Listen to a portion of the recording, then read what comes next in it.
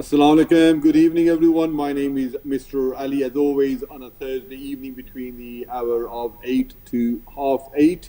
I bring to you the local news, and today we are going to have a roundup of all the weekly news as well. So we are going to be discussing, as always, the topic of COVID, and in particular how the cases amongst the residents of Birmingham are faring, and also in terms of what it means for the country who are moved from Tier 1 to Tier 2, as the case it is in London, and also for those that have moved from Tier 2 to 3, as the case is Greater Manchester and South Yorkshire as well. And for those of us that are in Birmingham and West Midlands, what does it mean over the next few weeks if we are to be moved to Tier 3 as well? So that is the first half of the show, and there are talks about that Christmas may be cancelled as a result of the continual increase of cases as well. So we are going to be touching that.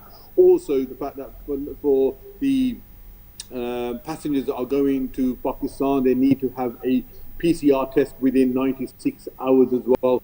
You know, how easy is it for you to get a test, and also the costs that are involved. So if you've got a family of 4, the cost can be quite extortionate as well. So that is one of the topics. The other one that we are also going to be about is the USA elections, with the second debate taking place between Mr. Trump and Mr. Biden tonight at 1 o'clock. So which is going to be the second debate, and there is a mute button now for the host in case anyone goes beyond their 2 minutes or starts to interrupt each other. The other thing I'm also going to touch on is the recent cases of stabbing people in Borsley Green as well, and the reprisals that have resulted. What does that mean as well? And this seems to be a red herring that resurfaces every few weeks and if not months. So, and the last one that I'm going to touch on is someone that my guest will be really pleased for me to touch on, is the fantastic start by Aston Villa, who have won all of their first few games. I think it's 4 games, and they've got a 100% record, and along the way they have thrashed my beloved Liverpool 7-2. So that's where we are. So in terms of where we are with COVID, so our first topic, welcome to the show, Tara Khan. Hope you're well and keeping warm and safe. Good evening. Assalamu alaikum to everyone. It's great to be back with yourself. Yeah, really good to be back. Thank you for inviting me. Keeping good. I think the nights are drawing in already now, so around 5 o'clock. 6 o'clock, it's getting darker, and this weekend is when the clocks are going forward. So next week, around 4:30, 5 o'clock, the evenings will be drawing much darker. Absolutely, yeah. So I don't know if I'm no, that's fine. So with everything going on, no, with COVID, right.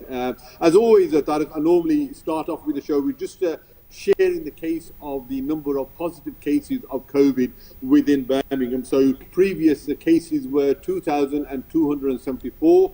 This week there are a staggering 2,689, an increase of roughly 450 to 500. And what does that mean for rates of 100,000, which is what the government uses? Last week there was 188 cases per 100,000. This week there are 221 cases per 100,000. And the way things are going, Tariq, we've already seen the protracted talks between the Metro Mayor for Greater Manchester and in Birmingham and also government, which resulted in a no-deal movement from Tier 2 to 3. And they lost a huge amount of money for their local businesses. And today I know Rishi Sunak gave some further support. So the way things are going, I was on a call this week whereby Dr. Justin Varney, who's a public health director for Birmingham, and also Andy Street, they're saying that if the current trajectory goes for the next 2 weeks, Birmingham and the West Midlands will also be in a Tier 3 lockdown. And what do you think that will mean for the people of Birmingham? Well, Mr. Ali, I think you've summed it up nicely. The thing is, it's a massive impact, obviously. We've seen that with the northern region, the northern corridor.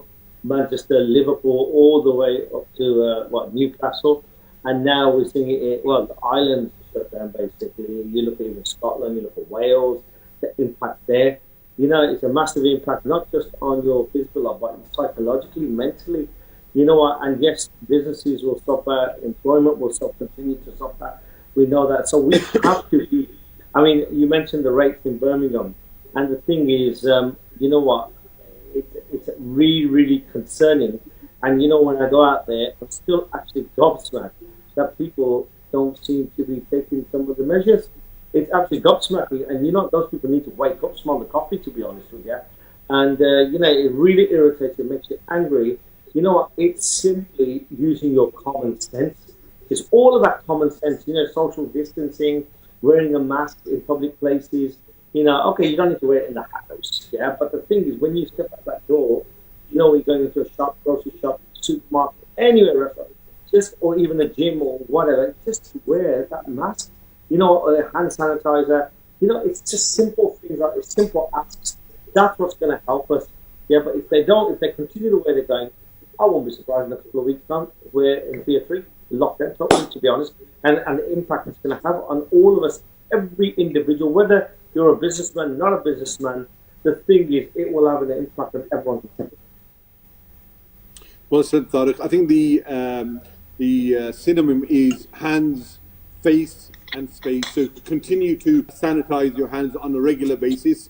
Secondly, please wear a face mask when you leave the house and when you're in a public space. And secondly is space. At least try to keep a 2 meters social distances between the next person as well. So I think if you keep that at the forefront of your mind, I think that is good practice as well. So I fully endorse what you are saying. There are still a lot of people that are shaking hands, that are sort of giving each other the man hug and getting a bit too close. I think that is your main transmission route, and hence why we've seen a real increase in the cases both in North and around the Midlands as well. So, and also I really fear for the business owners, just when we were thought about getting back to a bit of normality now, their whole structure, their whole system that they've put in place is now going to be on lockdown as well. The current rules are that you can only meet people within your household within tier 2, and when you move to tier 3, that's going to be even more difficult as well. So,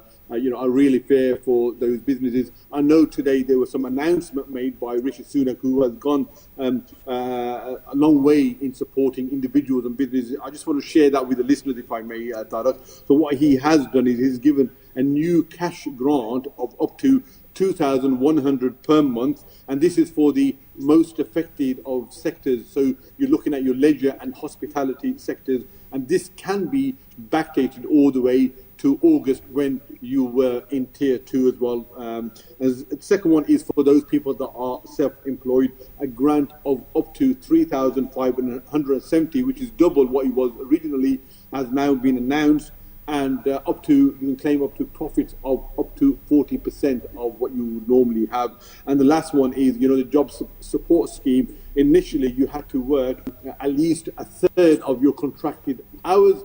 That has been reduced now to 20%, which is about a fifth as well. So as far as the government is concerned, they're doing everything they can in order to support those cities and areas that are either in tier 2 and also tier 3 as well. And I think this was much needed as well, because I know yesterday Shabana Mahmood, the MP for Ladywood, was saying that Birmingham is under tier 2 and we're getting no financial help. In fact, it would be better if we were moved to tier 3. At least we would get some sort of compensation for our businesses and for our residents.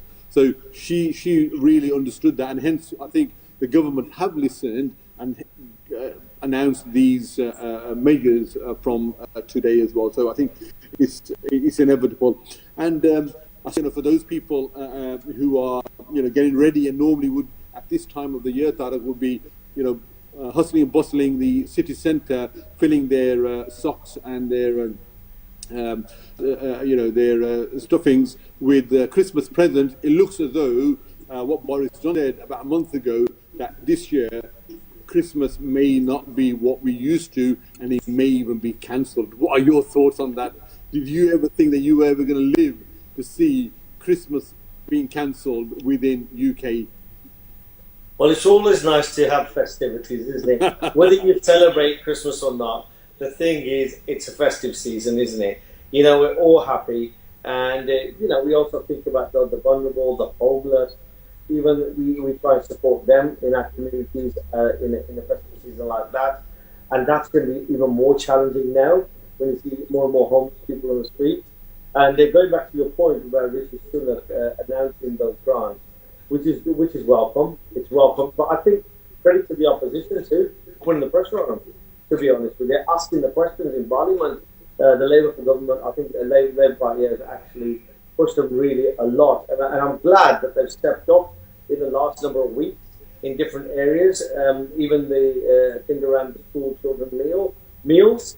The thing is, I mean, they pushed them on that. I mean, we know Marcus Rashford has got a big role to play in that. But the thing is, I think the opposition does help. If it steps up income, it's amazing what you can get. Like you said about Shamana, you know, she took the fight there, and the thing is, she's spoken out. So you know what? It's good news that is for Birmingham in that respect. But Christmas, going back to that too, the thing is, if we can try in the next 4 weeks to be as sensible as possible, use our common sense. Who knows? You know what? Might be able to celebrate a bit of it, yeah. And but you know, but we've got to use that, like I say, in our mind, definitely. I'm positive. Absolutely. No, well said, Tariq. I'm very optimistic. I'm optimistic about life. There is light at the end of the tunnel. I don't know when, but I am sure there is light at the end of the tunnel. Definitely, inshallah. And you know, we both work in the pharmaceutical industry, and all the pharmaceutical companies are plowing huge amounts of resources into finding a vaccination. And the early indications are the British pharma companies are leading that chase. And hopefully by Q1 of 2021, we will see the first vaccinations come through. We've already seen some human trials. We hope so, eh? We hope so. We're thinking about another 3-4 months. Hopefully things will start to normalize. And the other thing that I was going to touch on is, I don't know whether you've heard from some of your friends and families that are going and traveling to Pakistan. Now it is essential for them to have a PCR test carried out, ideally through a private lab, but they will accept also NHS tests as well, within 96 hours of traveling. And these tests range from anything between 130 to £250. And what I'm saying is, imagine if you are traveling with a family of 4, you're looking at potentially £600 to £800 that you are forking out in order to have these tests done. What are your thoughts about that? Well, you know, it depends on how important it is, the visit itself. You know, the thing is, we are in the midst of a pandemic. And the thing is, let's face it, every country is finding its challenge in terms of the rates. And let's face it, South Asia has got its own challenges, doesn't it? India, Pakistan, Bangladesh, all these countries. And it's not easy. Well, I mean, we're finding it very difficult in this country in terms of testing and tracing. The thing is, can you imagine over there? They're very... they're pushed back, actually. You know, there's not many systems in place, processes in place. And the thing is, infections are growing. And the thing is, if it's really, really urgent, yeah, it's something, you know, that's got to be done, that travelling, then fine. But you know what? I would say my own view on that is restrict that travelling at the moment. It doesn't matter where you're going, whether you're going to Pakistan, whether you're going to India, whether you're going to Europe. You know, let's try and be sensible. You know, let's try and, well, we can't even plan it at the moment. You know, every day, you know, we're up against it. And the thing is, and yes, we can be, you know, we can try and plan as much as we can, but it's really difficult in the spirit to be honest. And I think only go is really, really important. Yeah, can I ask, Tariq, if you can continue just sit upright, please, because Yes. we can get you... Yeah, that'd be better. And now I'm going to move on to the second point that you raised was around Marcus Rashford, really, you know, for such a young person who has, you know, had very humble starting to his life. Now that he's a multi-million pound football player for a team I won't mention, he has really spearheaded this campaign about fighting. For spearheaded this campaign in order during the summer months for school children to be given a proper school meal. And now, yesterday, there was a vote in the House of Parliament which the Labour Party took up and wanted the school meals to be delivered during term holidays as well. So half term is next week, and also the Christmas holidays are in a couple of months' time, for the school children to at least have a decent meal. Unfortunately, the motion was, and he lost by 60 votes as well. But what do you think about the actual principle? Should we provide those children that are in need, so parents are on universal credit, that are on means-tested benefit, for them to receive a school meal when they are on holiday as well? Well, it goes back to the point, Mark Rashford, there's a lot of families that are on low incomes at the moment, and that's a big factor. There's a lot of deprivation, unemployment, and as you said, people lost jobs, and even before that, people were dependent a lot on the government system in terms of support. And there's about 900,000. I think somebody said there was 900,000, children that basically, nearly a million children who basically find it challenging in families. And the thing is, and I think it's the right thing to do in this time. We need to support those vulnerable, low-income families. And yes, the taxpayer has to foot the bill, but the thing is, we have to support each other now. And that's what it's about. Yeah, it might be a bit of a socialist view, but the thing is, I think if we don't support each other now and all those vulnerable people, those families, you know what are we? Are we human beings? So it's the right thing to do, absolutely. And that lady that resigned, she should be ashamed of herself. Yeah, she should be ashamed of herself, for not supporting it. Yeah, no, fair play. Thank you, Tariq. I'm now going to move the conversation onwards now. I want to get your opinion. I had Wasim Zafar talking to me about the clean air zone, which is going to come into effect on the 1st of June 2021. And I suppose the whole essence is for those cars that are the most polluting of cars, for them to be charged, if they're going to still be on our roads, next year, £8 per day. And simply because the air quality around the city centre is just above the acceptable limits and are having a real impact on people's lives and the environment in general. And he's managed to negotiate £35 million in terms of grants from the central government, of which 17 million is for the taxi trade as well. So all in all, next year, when it comes to effect, what are your thoughts? Is this a good thing, or is this going to adversely affect the city centre businesses? What are your thoughts about the whole clean zone, air zone policy? Well, I know there's been so much debate over the last couple of years about it. These plans. The thing is, at the time, it seemed a bit more certainty in terms of one way or the other. But the thing is, and I'm not sitting on the fence here, because I don't need to, because now it's more uncertain than ever. Because you can't predict anything really. Yeah, there's the benefits to it, but then there's the other side of it is the businesses, its impact on them. Yeah, and it's good that you just said that you've obtained the grant, and Birmingham City Council and the team. That's a good job done in that respect. And but of course, there's going to be pros and cons to everything, isn't there? Really, and clean air zone. Yeah, of course we want that. But it's how you go about doing that and how you go about implementing those changes and that consultation piece. And you can't win everyone over. It doesn't matter, irrespective of any issue. You're not going to win everyone over. And I suppose he will do everything, I'm sure, to the best of his ability in terms of. And I know Wasim, normally is good at sitting around with people, having the conversation, and I'd expect him to do that. I'm sure he'll do that in a decent manner. Talking about in the environment and how important it is for us to play our part, the government and also the council have been busy with regards to asking us to use another mode of transport which doesn't pollute the environment, which is all about cycling. So a lot of people took up cycling over during the COVID lockdown. So before lockdown, roughly 1% of the population was using cycling as a means of transport or commuting.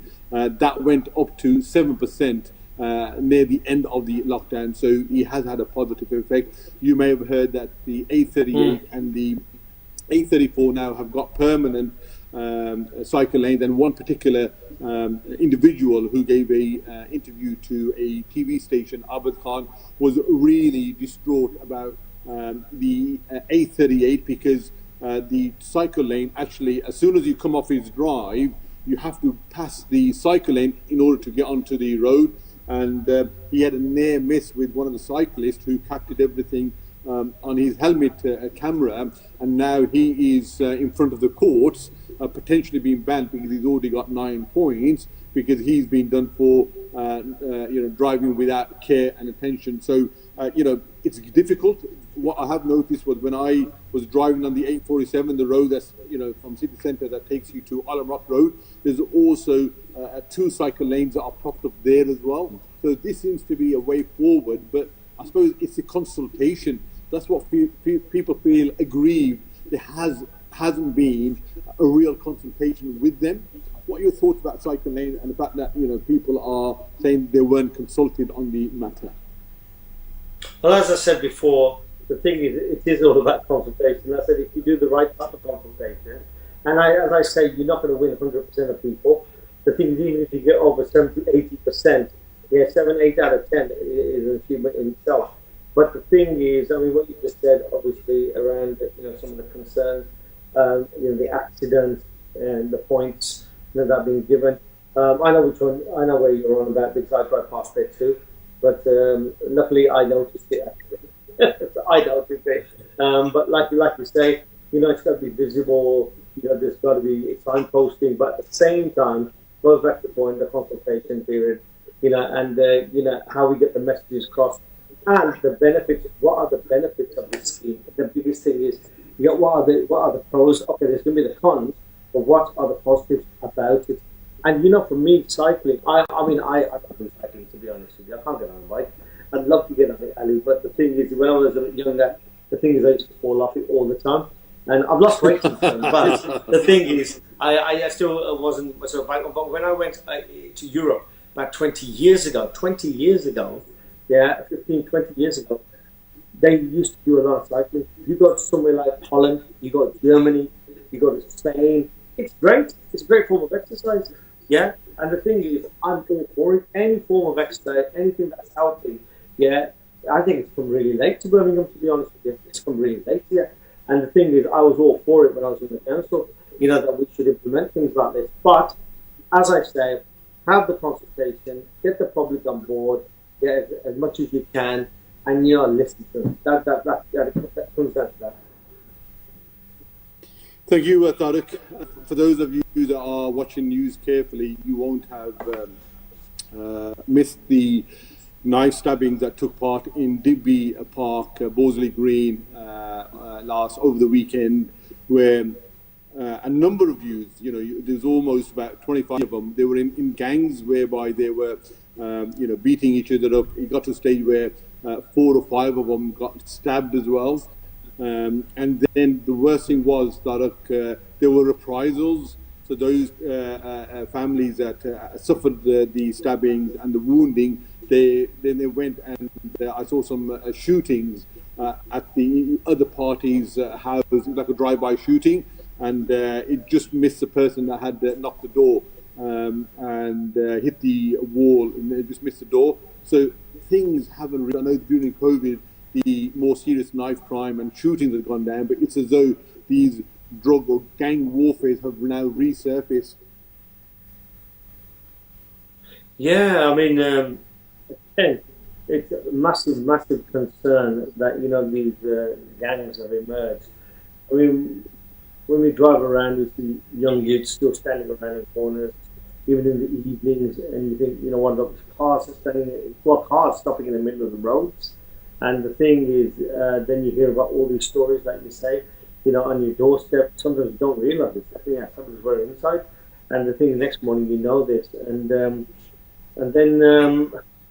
it's not a new subject. It's one of those things that's been going on for the last 10 years, to be honest, Ali.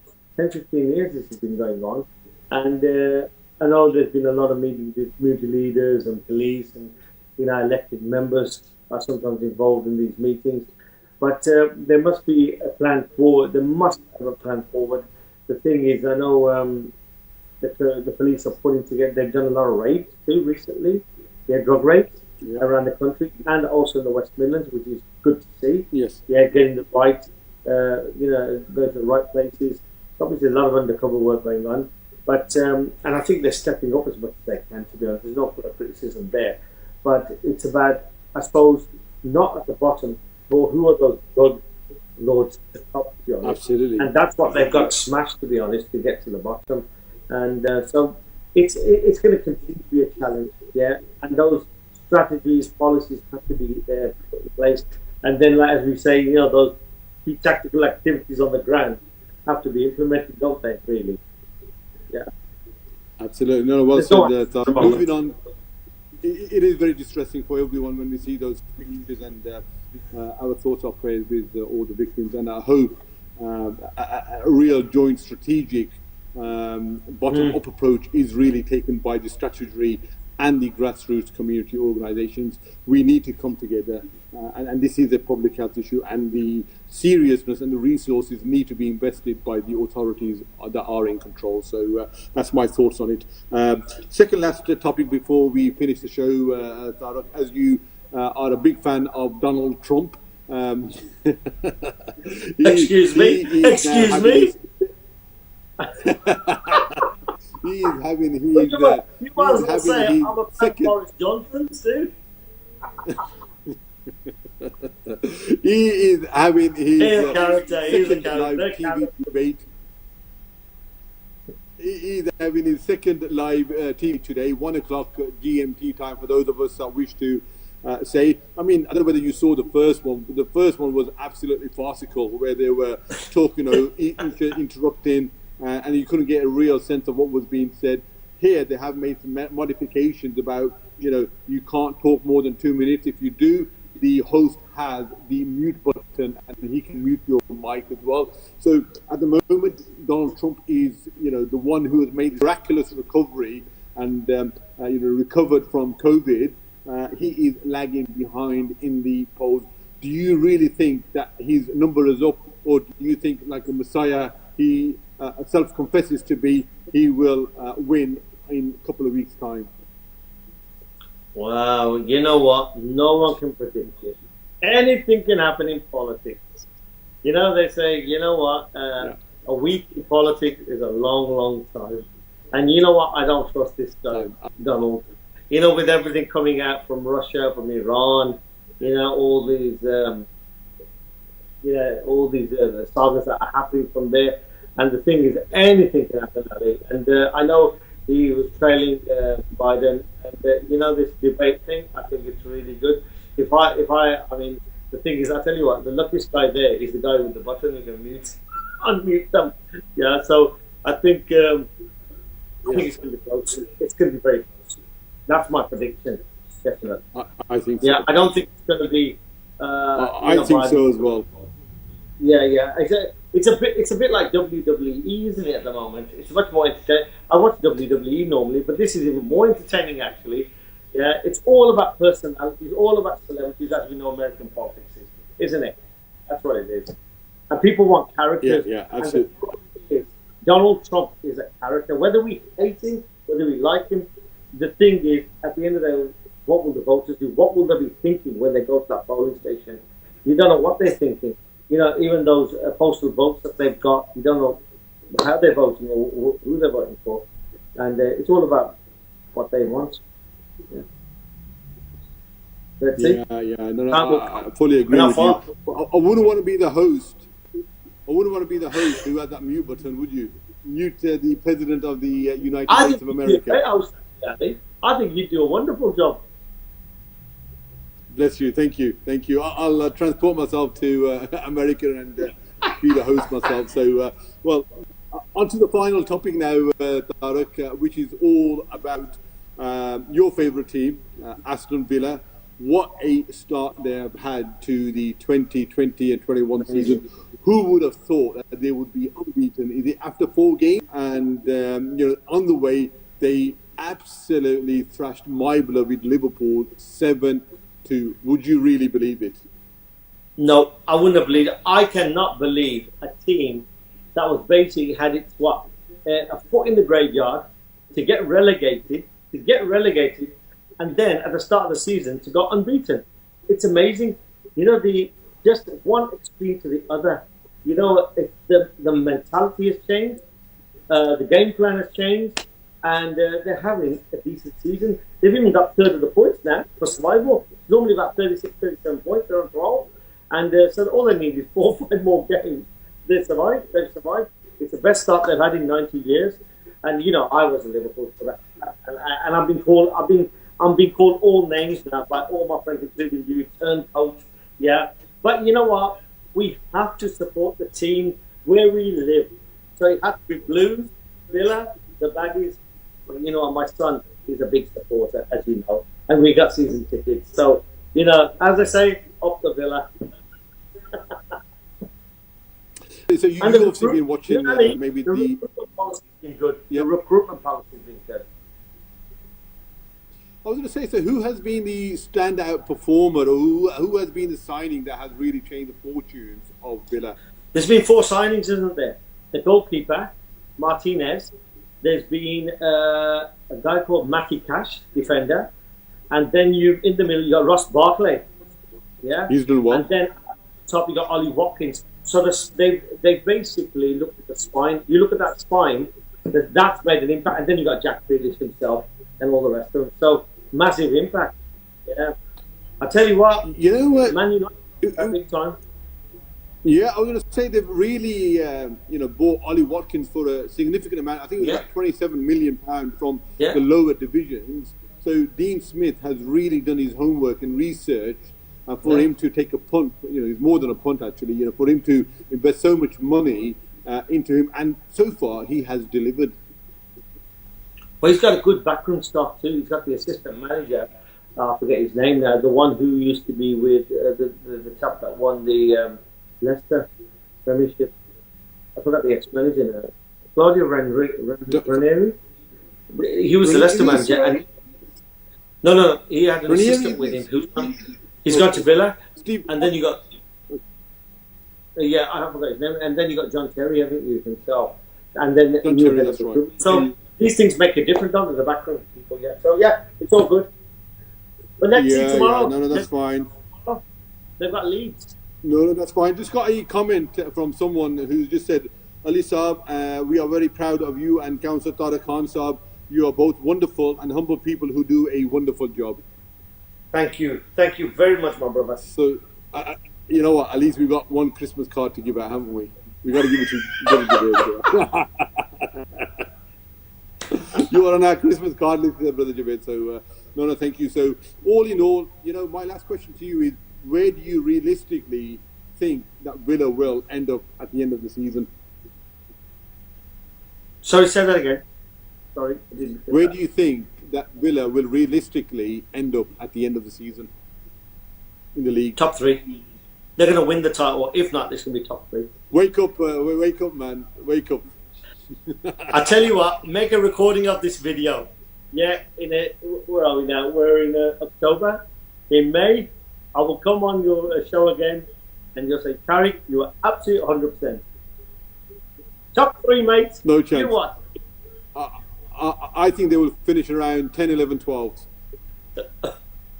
Well, I'm being very, very optimistic here. Yeah, and we'll see. Give me something of that you've been smoking, I think, Tariq. I'll tell you what. But, it was my yogurt. Oh, okay. No, that's fine. Thank you. Well, we've just come to the end of the show now, Tariq. Do you have any last concluding remarks that you want to share with our viewers? Yeah, on a serious note, I mean, the topic that we started off with COVID, and particularly in Birmingham where we are, the thing is, please, it's a request. I'm sure, everyone has got a lot of common sense. The thing is, let's just keep using that, and let's try and get these rates down. Let's all support each other. Let's look after each other. and let's try to take every measure we can, wherever we are, because we have to fight this battle. It's a big battle. It's an ongoing battle. It's not going to stop straight away. The thing is, so let's just try and support each other in this battle. That's all I'll say, Ali, on that point. And I think it's really, really important as a community we stick together. Absolutely well said, Tariq. And I just want to echo that. Justin Barney said that it is absolutely imperative how we conduct ourselves over the next 2 weeks. And if we manage to drop the curve down from its trajectory at the moment, then we could be prevented from going into tier 3, which we will have devastating effect on our business as well. So it's in our hands. So we've got 2 weeks. Unfortunately, then it will be taken out of our hands, and central government will impose tier 3 on us. Keep on the mantra: hands, face, and space. Sanitize your hands, wear a face mask when you go out in public, and keep a 2-meter social distance. Until next week, please look after yourselves and each other, and God bless from me and Tariq. Assalamu alaikum. Wa alaikum salam.